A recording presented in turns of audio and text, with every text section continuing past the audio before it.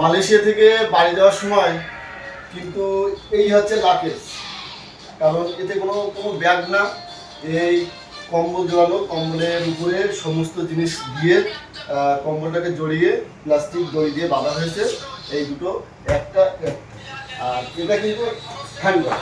তো যাই হোক, এইভাবে লাকেজ বাঁধলে কিন্তু প্রচুর পরিমাণে জিনিসপত্র যায়, তার কারণ ব্যাগের ওজন তো নেই, এখানে কোনো ব্যাগ নেই, কম্বলের মধ্যে সমস্ত জিনিস দিয়ে প্লাস্টিক দড়ি দিয়ে বাঁধা। তার কারণ এটা আমি দেখাচ্ছি, দেখো এটা হচ্ছে প্লাস্টিক এই দড়ি, আর এটা হচ্ছে কম্বল, এর ভিতরে সমস্ত জিনিস আছে, এখানে পাসপোর্ট আর এখানে হচ্ছে না। যাই হোক, এইভাবে দুটো আমরা ব্যাগ করলাম, লাকেজ দুটো লাকেজ করলাম এরকম ভাবে। এইভাবে লাকেজ করলে প্রচুর প্রচুর জিনিস দেয়।